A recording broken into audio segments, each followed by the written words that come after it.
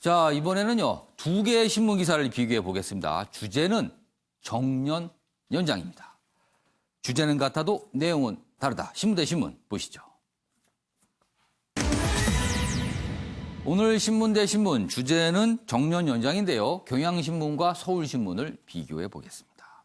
경향신문, 더 일하게 해서 부양 부담 줄이기다. 서울신문은 청년 실업, 기업 부담에도 논의를 공식화하고 있다. 이렇게 다루고 있습니다. 자, 정년. 지금은 법정 정년이 60세인데 이 정년을 65세로 높이는 방안을 논의하겠다. 이렇게 홍남기 경제부총리가 얘기를 해서 지금 기사로 다뤄지고 있거든요. 그럼 첫 번째 기사부터 좀 보겠습니다. 경향신문입니다. 생산 가능 인구가 절벽이다. 그러니까 뚝 줄어든다는 거예요. 더 일하게 해서 부양 부담 줄이기다. 홍남기 부총리 정년 연장 필요성을 재차 강조하는 이유는 무엇인가 이렇게 분석을 하고 있습니다. 지금 그럼 우리가 어떤 상황에 처해 있나 여기 있습니다. 내년부터 베이비붐 세대가 본격 은퇴해서 합계 출산율이 1명 아래로 떨어진다. 은퇴는 계속하게 되고 아이는 과거보다 현저하게 덜 낳고 있다. 이렇게 되는 겁니다. 그러니까 일하는 인구에 문제가 생길 수 있다는 거죠, 지금. 자, 65세 정년 땐 노년 부양비 증가 속도를 9년 늦출 수 있다. 그러니까 9년 동안 부담을 좀 늦출 수 있다는 거예요. 그건 효과죠. 그런데 청년 일자리와 충돌하는 거는 문제가 아니냐 이렇게 지적을 했는데 전체적으로는 부양 부담을 줄일 수 있다는 쪽에 경향신문을 좀 초점을 두고 있는 모습입니다. 그 부분을 크게 다루고 있어요. 그럼 다음 기사 보시죠. 서울신문은요, 이렇게 다루고 있군요. 청년 실업과 기업 부담에도 정년 65세 논의가 공식화됐다. 이 앞부분에 강조를 하고 있네요. 지금 정년 실업 그리고 기업이 굉장히 부담을 느끼지 않겠느냐라는 겁니다. 생산 인구 줄고 노인 인구 늘어 불가피한 상황이긴 하지만 여기 있습니다. 60세 정년 6년 만입니다. 60세 정년으로 한 지. 근데 다시 또 높인다면 세대 갈등 우려가 있다. 이렇게 지적을 하고 있고요. 섣부른 추진은 최저임금 유사 사태를 불러올 수도 있다. 이렇게 걱정을 하고 있습니다. 전체적으로 기사 내용은 다 다루고 있습니다만은 강조하는 점이 경향신문과 서울신문은 좀 약간 다르군요. 알겠습니다. 그럼 여기서 관련 영상 듣고 이어가겠습니다. 정년 문제, 고령인구의 어떤 재고용 문제 등 고령화 고용과 관련되는 제도적 이슈에 대해서 이제 폭넓은 사회적 논의가 필요한 시점이라고 생각이 됩니다.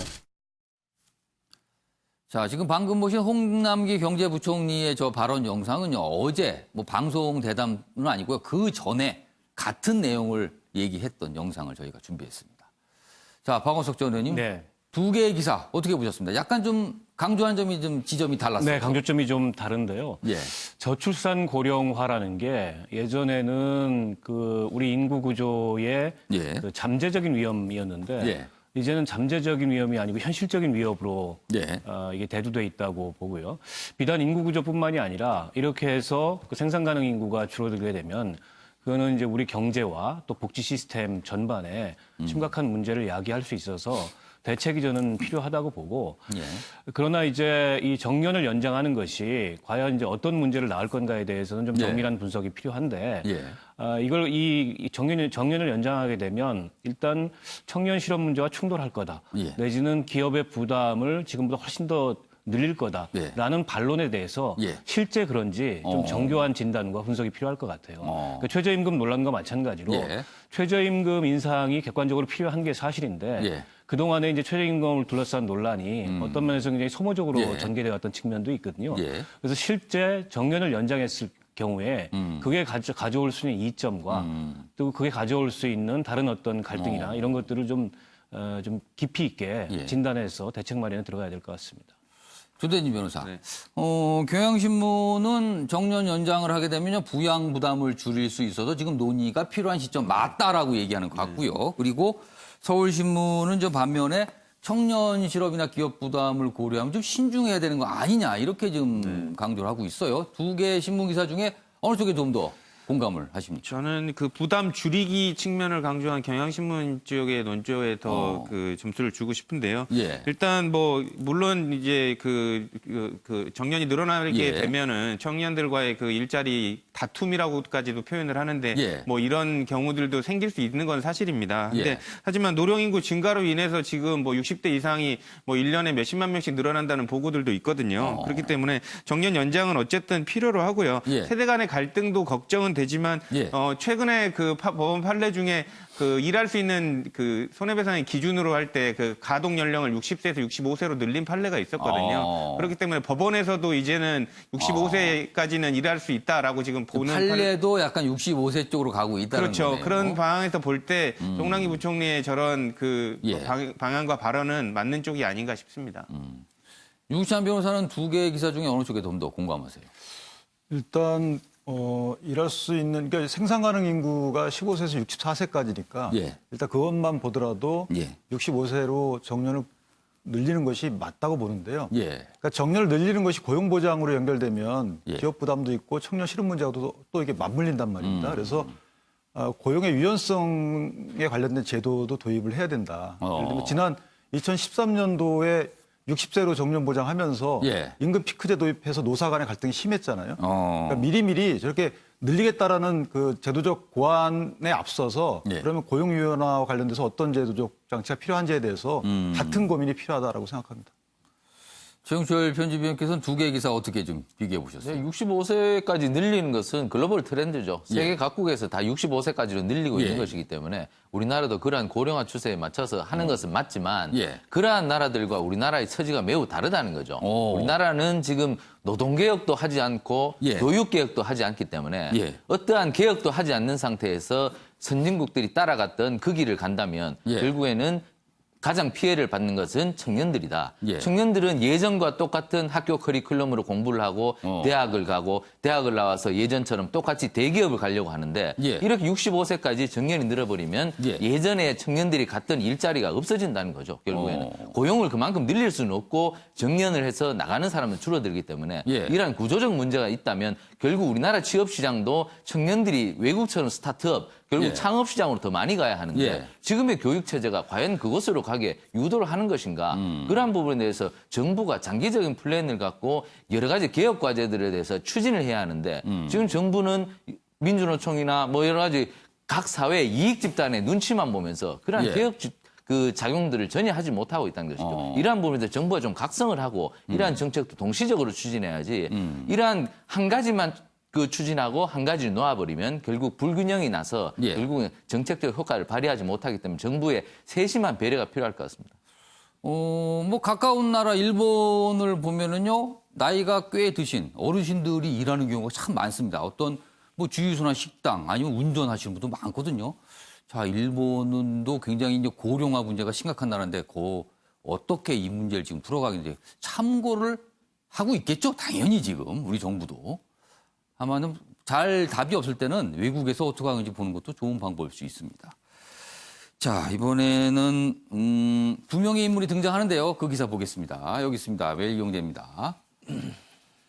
유시민의 알릴레오 그리고 홍준표의 홍카콜라 오늘 맞짱 토론 벌인다.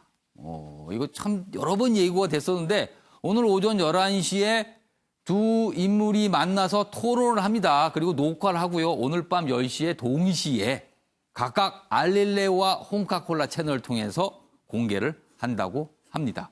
그 토론의 이 제목은요. 홍카레오랍니다. 앞부에 하나씩 한글 두 글자씩 따서 홍카레오다. 어떤 토론을 벌일까요, 오늘? 자, 이와 관련된 영상, 뭐 예고 영상이 있는데요. 듣고 이어가겠습니다.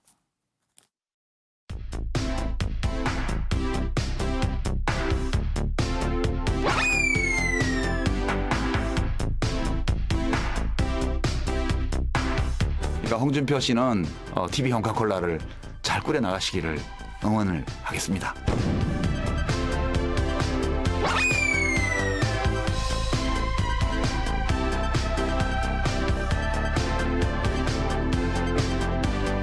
홍준표는 안 되고 유시민은 된다? 유시민의 알릴레오는 되는데 홍준표는 안 된다. 자꾸 알릴레오에 시비 걸지 마시기 바랍니다. 재미있는 공방전이 될 것으로 저는 생각합니다. 들어오시죠. 한번 해봅시다.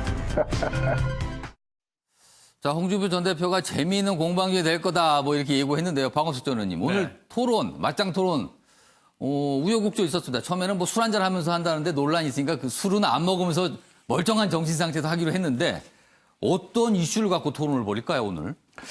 우선 두 유튜브 채널이 비슷한 시기에 출범을 예. 해서 각 진영을 대표하는 그런 대표 채널이 예. 됐고 또 이 두 분이 어떻게 보면 진보와 보수의 대표적인 논객으로 꼽히는 분들이잖아요. 예.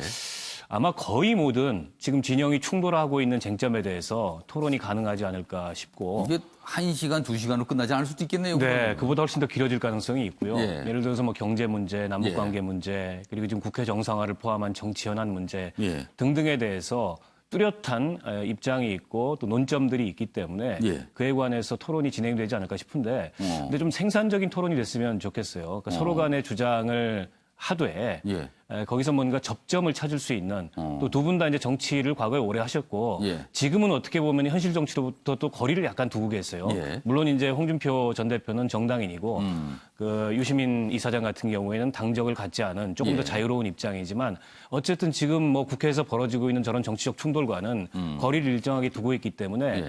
두 분 간의 대화에서 뭔가 합의점이나 접점이 나올 수도 있지 않을까 그런 것들이 좀 나왔으면 좋겠다 이런 기대를 저는 가져봅니다. 윤시환 변호사, 혹시 뭐 주제에 대해서 들으신 바 없습니까? 한국당에서? 아마 이제 뭐 쟁점 주제에 대해서 말씀을 하겠지만 예. 제 생각에는 사실 진보와 보수 진영이 한 80%가 생각이 같잖아요. 예. 그래서 같은 생각을 먼저 정리하고 다른 생각들로 나아가는 것이 좋을 것 같다는 생각합니다. 사실 국회에서 저런 토론이 활발히 벌어져야 되는데 여야가 만나서 토론하는 기회가 거의 없습니다. 그러니까 오히려 저런 장면들이 주목을 받고 있는 게 아닌가 합니다. 좀 만나서 싸우더라도 좀 토론 좀 했으면 좋겠습니다. 국회에서. 서로 다른 생각을 가지신 분들이요.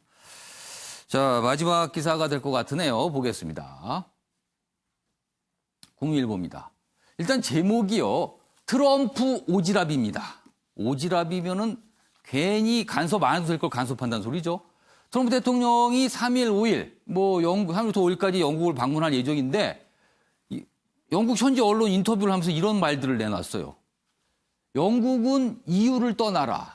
그리고 존슨, 영국의 정치인입니다. 존슨은 훌륭한 총리감이다. 그리고 메건, 왕자비죠? 메건 형편없어. 뭐 이런 얘기를 하죠? 남의 나라 얘기를. 그리고 특정 정치인에 대해서 뭐 훌륭하다, 총리감이다 이런 얘기하면 이거 내정 간섭이라고 오해받을 수 있는데 영국 방문 앞두고 실언을 쏟아냈다. 내정 간섭이다. 당연히 영국 내에서 반발을 일고 있답니다. 그래서 오기 주 전에 반 트럼프 기류가 일고 있어서 영국 국민들이 발끈하고 있다. 뭐 이런 얘기입니다. 트럼프의 실언이라고 할 수가 있겠네요. 알겠습니다. 자, 이번에 사진 속에 담긴 사연을 들어보는 순서입니다. 김유진 아나운서의 이슈컷 보시죠. 이슈들을 사진으로 살펴보는 시간 이슈컷입니다. 첫 번째 이슈 태그는 해수욕장입니다. 모래사장 위에 펼쳐진 파라솔, 당장이라도 바다로 떠나고 싶게 만드는 장면인데요. 지난 토요일 개장한 부산 해운대 해수욕장 모습입니다. 이날 가장 빨리 개장한 4곳을 시작으로 전국의 해수욕장들도 순차적으로 문을 열 예정인데요. 일부는 자정까지 개방해 밤바다도 즐길 수 있다고 합니다. 무엇보다 안전에 만전을 기해야겠습니다. 두 번째 이슈 태그는 금욕상자입니다. 아니, 훤히 보이는 이 형태의 것, 무슨 그림일까요? 원하는 물건을 넣고 잠금 시간을 설정하면 그때까지 열리지 않는 시간 잠금 컨테이너입니다. 최근 일본에선 금욕상자로 불리며 큰 인기라는데요. 실제로 스마트폰의 유혹이나 간식 생각을 떨치는데 도움이 된다는 후기가 이어지고 있다고요. 마지막 이슈 태그는 아름답답니다. 지금 보시는 건 나는 타고난 피부색을 사랑한다란 캠페인 포스터인데요. 아프리카에선 밝은 피부색이 성공의 기호로 여겨져 여성의 40%가 미백 제품을 사용한다고 합니다. 그런데 최근 아프리카 국가들은 미백 크림 금지령을 내리고 있는데요. 수은 등 위험 성분이 들어있는 화장품이 여성들의 피부 건강을 해치고 있기 때문이죠. 피부색이 아름다움의 기준이 될 수는 없습니다. 지금까지 김유진의 이슈컷이었습니다. 네, 핸드폰 같은 걸 걱정이 되니까 그 상자에 넣어서 아예 잠궈버리는군요. 이른바 누가 좀 나 좀 말려줘 그런 상자라고 할 수가 있겠습니다. 자, 아침의 매일경제 오늘은 여기까지입니다. 시청해주신 여러분 고맙습니다.